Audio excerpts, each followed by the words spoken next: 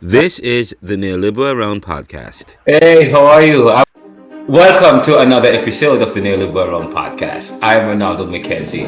And today, for the very first time, I'm going to be interviewing a youngster, a young teen. And I'm going to tell you, let me tell you why I have this young man on the show today because he's a stellar young man. And I'm here talking about a good friend of mine. His name is Chris Purnell. Chris, welcome. First, congratulations on being nominated for the National Honor Society Scholarship. And I want to ask you how you feel when you learned about the nomination.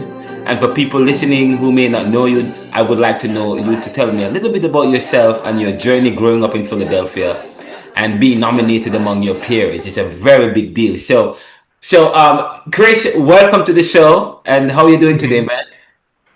I'm doing very marvelous today. I'm doing very well. I feel very energized. I feel like I could just take the day on straight. That's good. That's good. Well, one of the reasons why I asked you to come on the show is because your parents told me, and I'm a good friend of his mom and his dad, and they told me about some of the great things he's doing. You were nominated for, am I right, the National Honor Society Scholarship? Yes, sir. That's right, Mr. Ronaldo. The National Honor Society Scholarship. No. Oh Yeah. man, How did you feel when you learned about the nomination? I felt I felt so shocked when it all hit me like a truck. I honestly didn't know how to like what to expect. I was like frozen for a second. Yeah. I was Uh-huh. frozen. I felt so many emotions. It was like, oh my God, you did so well, Christopher. Look at where you got yourself, and the other emotions like, oh my God, like just cry, let it out. You've done so You well. cried. You cried too. Yes, I've cried in the middle of the Tell me, hallway. why did you cry? Tell me why you were having these some of emotions, this shock, what happened? So as this teacher had told me about me being nominated and breaking the world record, I like Wait, hold on, it breaking the really world record. What do you mean? What world record is this? well, not world record. I would say like the record in total of the school being one of the Okay. first to ever have that many nominees, right? Oh, so you And persons in your school was nominated for this, and it's the first time your school. What school do you go to? Benjamin Franklin High School, and I wouldn't say the first time. I would say like the first like having so many nominations, Yeah, right? yeah, yeah, And yeah, it really took me to a surprise. I was yeah. oh man, you should have seen me. We're here talking with Chris Purnell. Chris Purnell is one of the nominees for the National Honor Society scholarships. And for people listening who may not know you yet, tell us a little bit about yourself, your journey growing up in Philadelphia. Oh, it all started when I was just a young boy. It all started when I was a young boy. I will be honest, growing up through Philadelphia, it was kind of rough. It was, right? It wasn't sweet at all. It was very rough as I had to be very quick to learn how to, wash myself and take care of myself, and also soak in so much advice and wisdom from my family and parents. As Yeah, that was the thing that, got me to where I am now and having a bright smile on my face every day I wake up. yeah. So, and growing up in the streets of Philly, it was for sure rough. Like even trying to make friends, dealing with bullies and whatnot. I was one of those knuckleheads. I wasn't a bully, but I was a little knucklehead. I wasn't the best of class, right? Everybody has Yeah, their origin. Nobody is perfect, right? right, And right. this is where I come in. I'm not perfect neither, but I've been doing so well for myself as these like it would be stages for me, right? Yeah, The first stage would be like, oh, growing up, doing little bad kids, like baby's kids, for example, right? yeah. And I would be normally getting myself into trouble. I would say like I'd be slightly disrespectful. I would talk back. We all been there before, right? Yeah. And growing up, I've learned to love my mom more and my dad, of course. Mm. So and as that also took me to, I would say, oh, the worst year. Oh man, I would say 2021 from 2022, right? Yeah. So as it was like as I was growing up more and more and more, I still wasn't mature enough yet. And you know, I had to. Everybody had to get this also discipline, right? Had to Yeah. do the exercise punishments, raising the books upside your head, kneeling rice. So you're about what? You're about 17 now, 16, 17. You're 17? 16, yes, sir. 16, about to be 17. And you're saying that you've gotten this award, but it wasn't always easy. I mean, you were not really there were moments when you were undisciplined or indisciplined. There were moments, you call it moments Yeah, when you were immature, a right? knucklehead. Yes. But you still was able to, from a short time, was able to transform that into being a bright spark, a rising star in your school, and be nominated to be part of this National Honor Society. You said Hmm. you something you just said. You said you've grown to love and respect your mom even more, which has helped to turn things around for you. Tell me a little bit about that. So the main reason as I flourished my love for my parents and family, of course, is because it's better to not be divided. It's better to stick together like glue to your family instead of separating yourself from them. As Yeah, this helped me so much because I'm able to vent to them, I'm able to talk to them about my problems, I'm able to seek advice and wisdom from them to these problems that I have still to this day, right? to yeah. to to overpass that, to you know accomplish what I need accomplished, of course. And I promise, it's so splendid. It helped me so very well in life. As I just can't stop thinking about my parents as to why I'm glad that they have birthed me on this earth, and Yeah. I would do great things for them in their name, of course. Now, being nominated among your peers is a big deal. What do you think people see in you that led to this recognition? I think people see me, honestly, right? Starting with the adults, I think people see me as a responsible, mature young man who knows how he should, approach certain things, and I would say, excuse my stuttering, I apologize. I would That's say participate more in the activities, as I also dive into like the information of history, African American history, biology, welding. Let's say, did I say geometry? no, you didn't say geometry. Did. I will You also like, oh, say, geometry is a very difficult subject. Yes. oh yes, yes, coming from where I yes. Yes. uh, So you've excelled in welding, you've excelled in geometry, in African American history. Okay. mhm. And English, English. Okay. That's mhm, very good. even Spanish. I'm surprised myself. I didn't even think I could do it. I and here I am now. Yes, yes. My next question, I want to talk about motivation and discipline because many young people face challenges in their communities. Hmm. What motivates you to keep pushing forward despite those pressures? Oh, okay. What motivates me to get through these pressures? Yeah, The because I main mean, you could talk about some of the pressure that you experience, and how you're able to push past that despite. Mhm. Yeah, Okay. Well, the first one I would say, starting with, would be that their heavenly Father, Jesus Christ, right? yeah. As I would pray to Him and talk with Him every night I would sleep, or every morning I wake up, I would talk with Him, and I would always pray that He keeps me clean in the name in His blood, right? And always like push me on to keep pushing for my family and for my peers, to make them proud, and to make a name for myself, making a name for them also. Wow, And this is powerful. Sorry for cutting you because many young people, I've oftentimes said that many young people today, they are far removed from religion, far removed from spirituality, far removed from the soft things in life, from these things that would help to ground them. But mhm, here we are talking about you being able to be nominated for the National Honor Society, and the fact that young people in Philadelphia are faced with a lot of pressure. And you're telling me today that you find motivation and strength in those in religion, and I mean, maybe you're not ultra religious, But moments before you go to bed, before you wake up in the mornings, you pray and so on. That's quite interesting. Yeah, I look. I thought of it myself also, but that's the main thing that helped me, stay connected with him and stay Yeah, connected with my family. Because yeah, I really must give him my appreciation to like all to him and the glory to him as he's the, and I can't stop saying this as to why I'm here now because of him. yeah. And and oh man, it just makes me smile.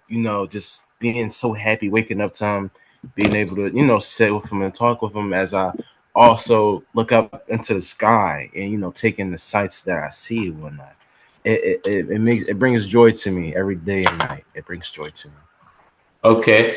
And so you show religion has played a role. And what else that motivates you? And I think I see your mom has. This is your mom that Yep, has that's joined. my mom right there. She And got her is little your hoodie and mom? scarf on. Yes, is your mom part of your motivation? Is what motivates you and keeps you pushing despite the pressures as well? Of course, yes. Mom always. Mama, listen. Mother always knows best. Okay, she's the main reason why I'm here now. She Yeah, always look. She will always steer me away from the left and always keep me staring straight and no yeah. other path, no shortcuts, nothing. She pushed me straight on, facing all my troubles, pressures, and problems that came to me. She would help me. She would motivate me, and she would give me that strength to just keep pushing on. So And you have a just home life that has helped to also motivated you to through the and pushed you through forward despite the pressures.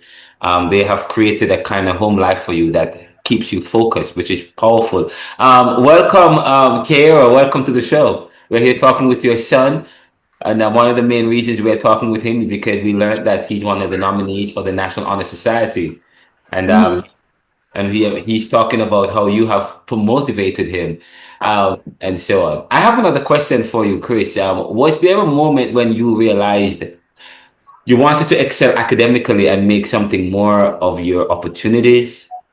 And when was that moment? I know you'd mentioned 2021, 2022, because we're in 26 now. hmm so it's a couple of moments, right? I'll start listening with the earliest one. Yes. So of course, around 2021, when I got myself into trouble, getting myself expelled from Amy Northwest, right? I learned that that wasn't good for myself, as I needed to change for the better of my family. If I wanted to, because I always dreamt about, giving them, putting them in the big house, giving them any car that they want, just anything for them, because they do anything for me. Yes. And that helped, and that spurred me on to accepting my academics and wisdom from my parents. As Okay. ever since I got myself into trouble, seventh grade, I had to talk to myself, and I would look in the mirror. Like one night, I looked in the mirror and I was like, why am I here now? Why am I doing this? Why am I about to put myself in this deep hole of despair? Mm.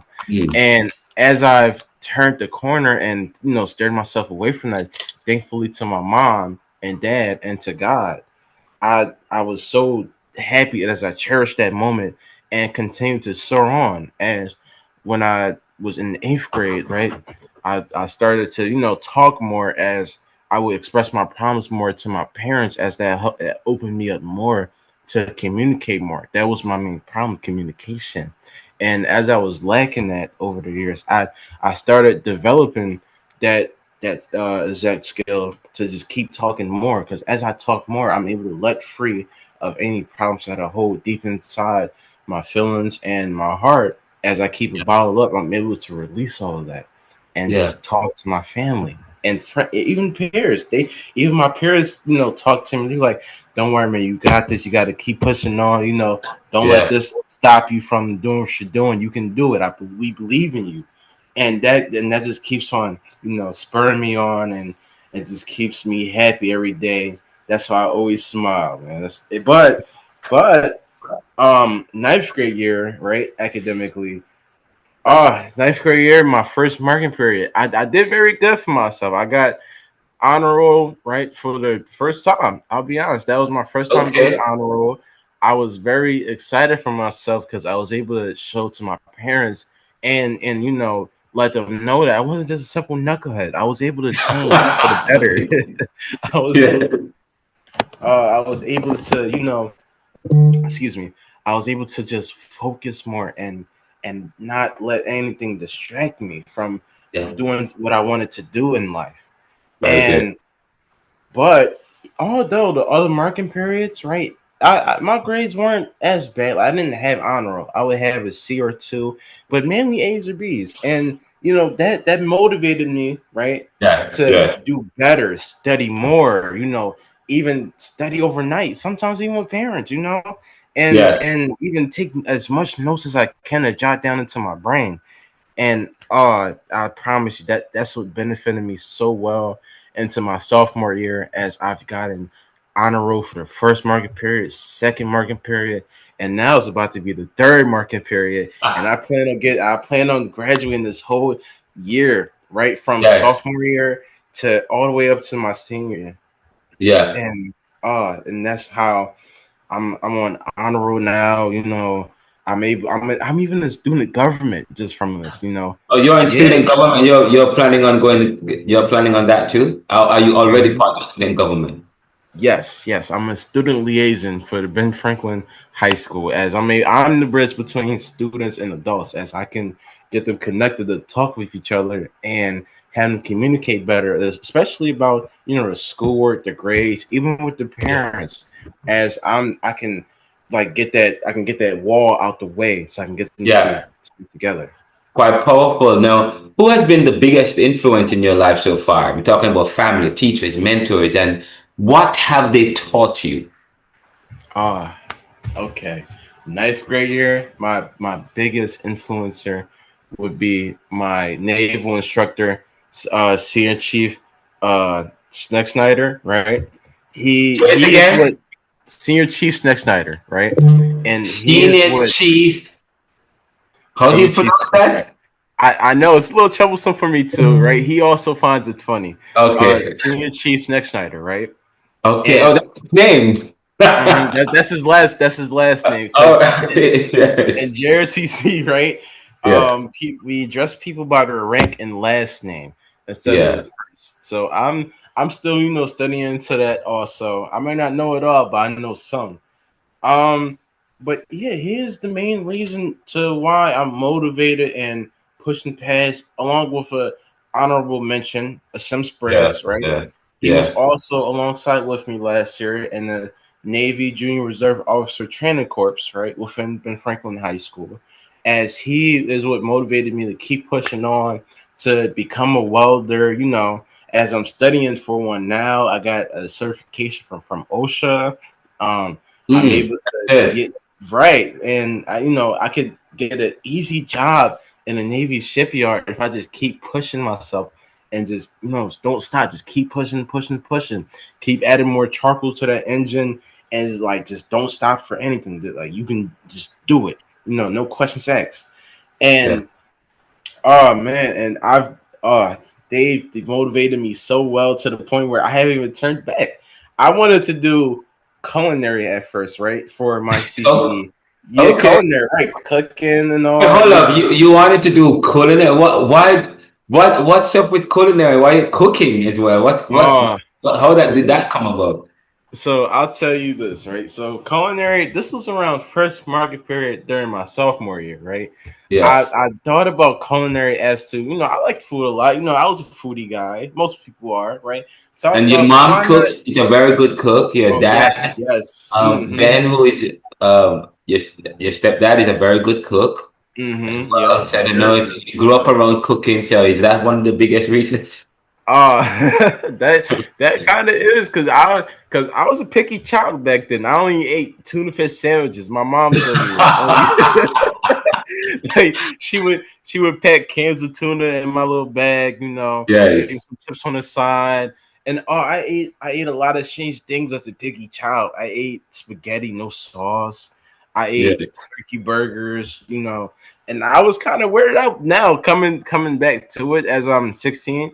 I was a little worried out about that. But the reason why, back on topic, the reason why I was I did culinary was because I wanted to, make food. I wanted to, test my cooking before I would allow it, like, allow it in the house and give out, my family it, because I didn't know if I was much of a good cook, right? I wanted to Yeah. check with myself, especially with a culinary arts teacher, Chef Penzak, right? As he also has the same exact first name as I do, little change to it, but we've gotten along so well, right? As I would talk with him, he would instruct me do how to hold a knife, how to use it, how to use a cutting board, how to use a knife sharpener, and especially a fryer or not. He is what Yeah. um mainly helped me through cooking a lot, along with my parents also. I gotta mention them. Cause now I'm able to cook so well, especially for my little siblings before I go out somewhere or if they're hungry at all. And it's kind of helpful to me now. But coming back to it, I would talk with Chef, right? I would be, hey Chef P, honestly, I think I might do well then. That's how it started, right? I think I might do well then. And he was like, oh really? Okay. Well, if you want to do well, then it's a lot of money into it. And you gotta put that dedication and into yourself, and commitment to become a welder. And I was like, Yeah. okay, this seems like a challenge for me, and I think I'm up for it, right? So Yes. he's like, okay, I see. So you sure you want to do this? I'm like, of course I do. I my peers recommended it for me, and they said it would be a great trade for you. It would be the greatest trade. Also, you could do underground water. I'm sorry, I said underground, underwater welding, right? Even though it's a Okay. little risky, it's a good. It pays well, right? And I was Yeah, like, yeah. And we have the Navy Yard here in Philadelphia. and So we all have, yeah. yeah, and I was like, okay, I'm up for it. And I would say a day later, I would talk with the welding teacher, Harry Graham, right? And well, Mr. Graham, right? And he used to be in the union. I think he still is, right? And Yeah. he is what made how I how well no, he is what mainly taught me how to weld, how to do flux core. You may Yeah. not know this, but it's different methods of welding, right?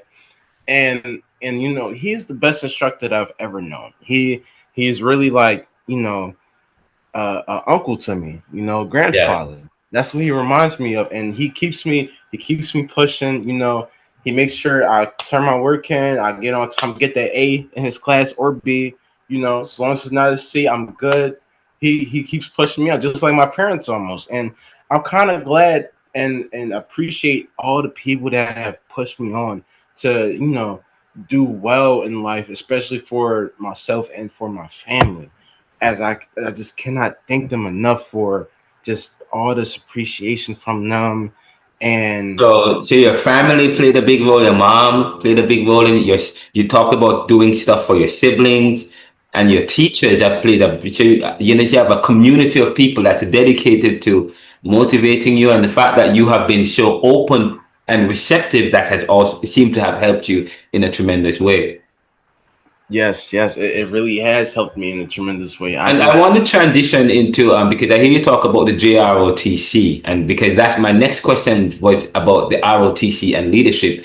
And by the way, recently, I think a couple of days ago, we heard that somebody broke into Dominion Union University, Old Dominion University, and the guy who broke into the Old Dominion University actually broke in and entered into one of the classrooms where the ROTC people were, and the ROTC actually brought the students actually brought him down and was able to subdue that guy. And I thought about you being a part of the ROTC, and a friend of mine was saying he went into the wrong class.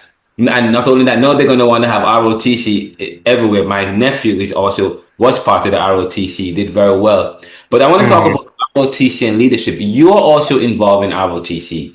What drew you to that program? And by the way, what does ROTC stand for? Reserve Officer Training Corps.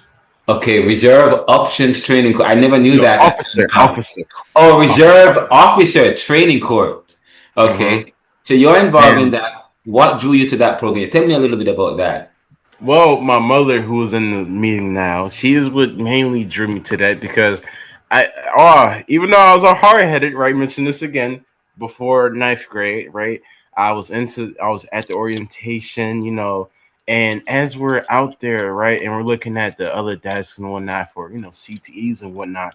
My mom has said, "Up, no, you're going to sign up for this, and you're going to do this because this is going to set you right. You're going to get this discipline. You're Yeah. gonna uh, you're And gonna this get was this." in the ninth, and this was in the ninth grade, right? Oh yes, this is in Okay. ninth Okay. grade. She has said you're gonna get this discipline. You're gonna learn better. You're gonna learn to respect people. You're gonna learn to talk right. I'm not gonna keep letting you be a knucklehead. You How gotta do right does this time. Kara? How does your mom Kara knows about the R? She knew about the ROTC. I didn't. I'm well. I tell her little things about ROTC, right? About my program. Yeah. But she doesn't know. She knows that they're very like disciplinative, right? They're very hard on people. They make sure they're hard on people for a specific reason to be Yeah. mature and like make a good image for themselves, especially in But I'm public. happy that you're saying that because my next question. So your mom helped to draw you to the program. And you're answering my next question is what has ROTC taught you about leadership, discipline, and responsibility?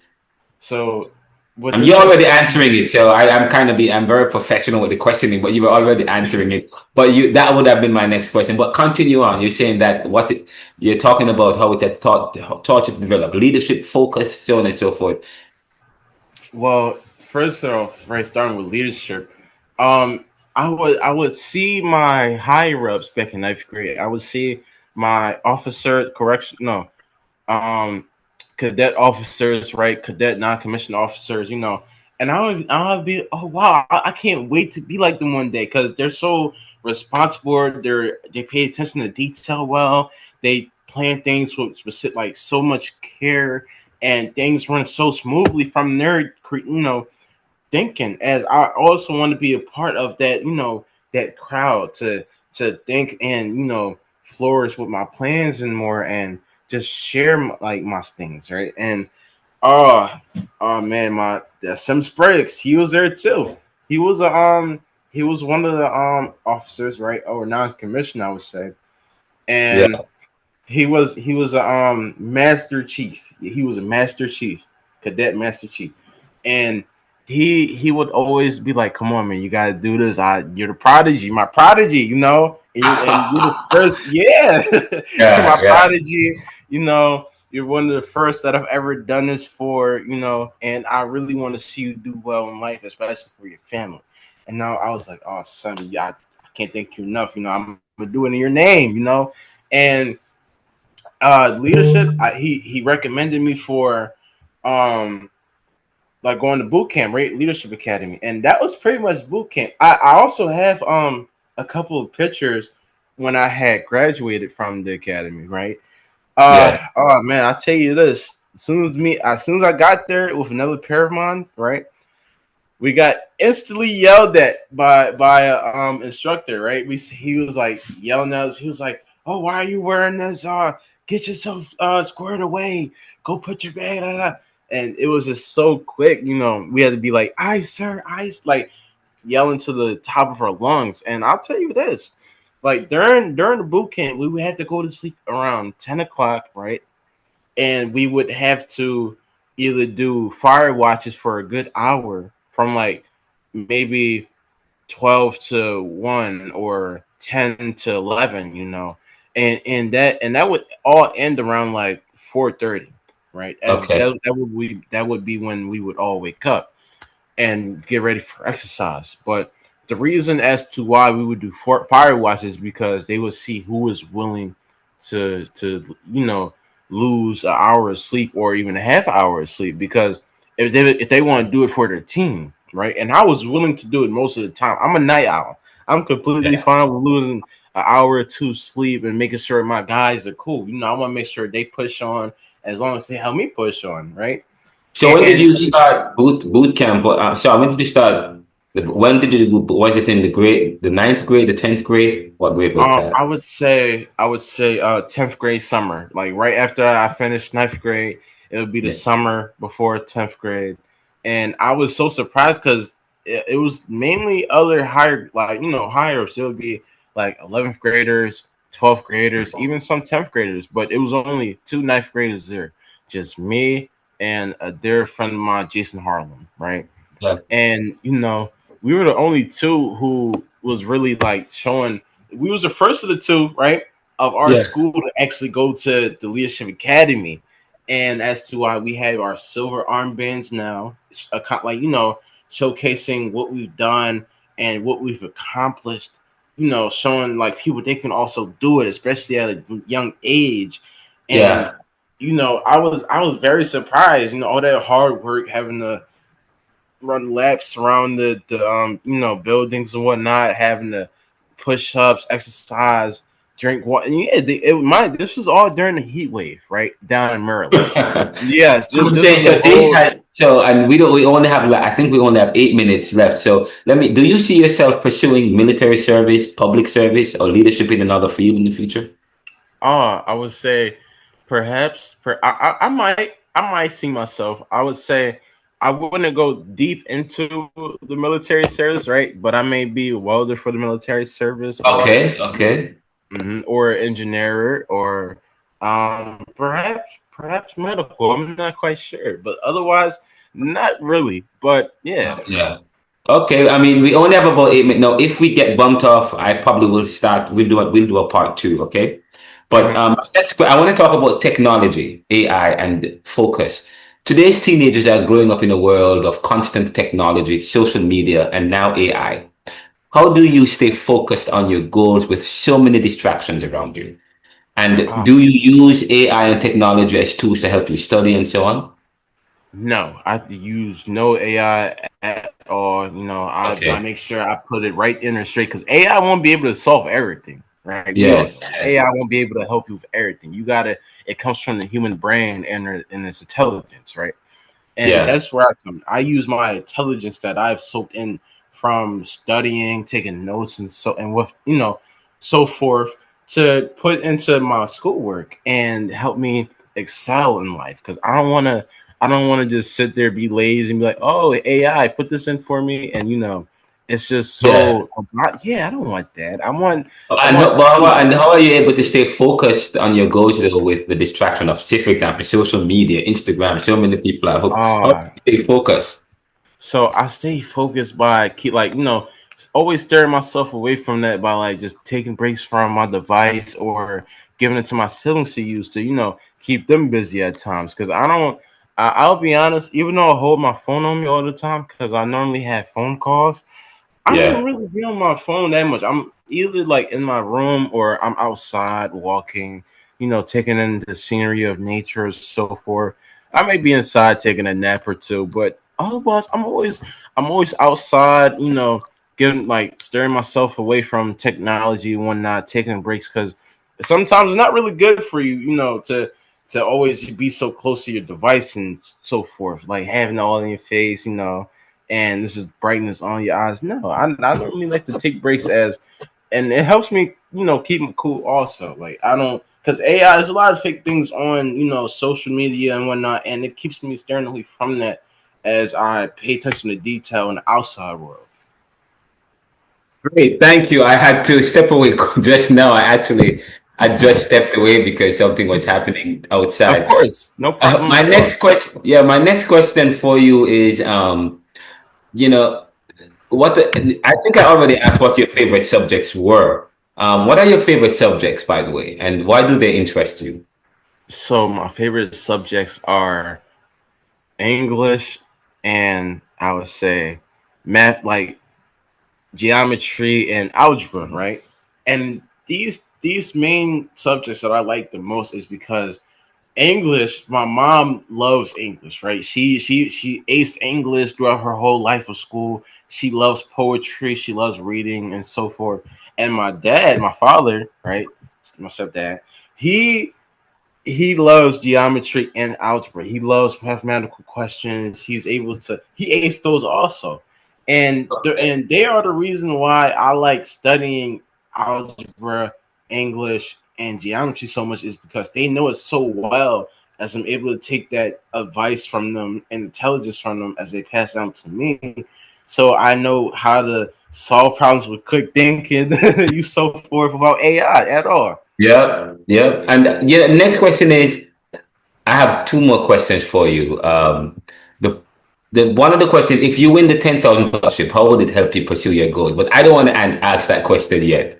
Right, I want right. to ask you, what advice would you give other teens who may feel stuck or discouraged in their circumstances? So I would say, right, don't always be a follower. You got to become a leader. You got to keep pushing yourself so forth to prove to people that you're able to become a leader of your own. Everybody can become a leader of their own. Nobody has to be a follower. They can. Anybody can pursue their dreams. Anybody. And that is what always kept me on. Just kept me motivated. Wanted to just become a welder and just do things and take interest into the world and work with it. You can Yes. always work with anything, any job, any method. Always don't ever stop. Don't ever stop. Just keep pushing and talk to anybody if that also helps you. Talk to anyone. Wow, but goosebumps. You sound so proud. Now, if you were to win the $10,000 scholarship, I don't know if they have announced it yet, but how would it help you pursue your goals? Oh wow, it would help me pursue my goals by, well, I would be able to. Oh man, I'm not even quite sure. I would Okay. have to say, right. I think it might help me by like getting. Oh man, I can't even think of that because I'm so focused on just graduating first. But Okay. wow, Okay. Yes. wow, Yes. that's the first time I'm speech. The first question I'm speechless. Well, you can think about that more, but then, well, let me ask you the next question. Um, when people hear the name Chris Purnell 10 years from now, what do you hope they will say about you? I hope they say, "Oh, that's a very intelligent being." He's very helpful, dedicated to his task, and very motivational and inspirational. Also, as I really plan to inspire people of Philadelphia and the whole world, of course, to just don't ever stop. Just always keep pushing, even if you need help from your teachers or educators or instructors, even parents. Ask them. Don't be scared. They're here to help you. Okay, that's what they're here for. They're here to help you so you understand the fundamental learning of that topic and subject. And finally, what qualities do you think define a great leader today? With all that's going on in the world today, what qualities? This is the Neoliberal Round podcast.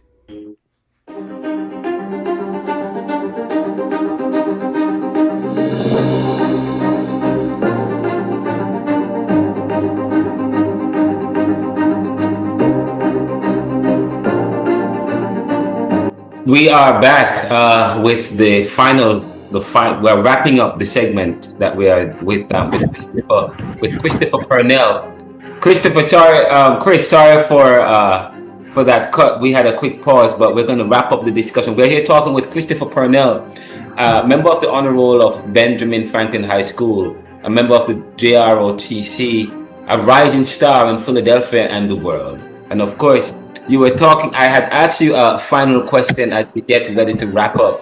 I asked you, what what was the question, or what qualities do you think define a great leader today?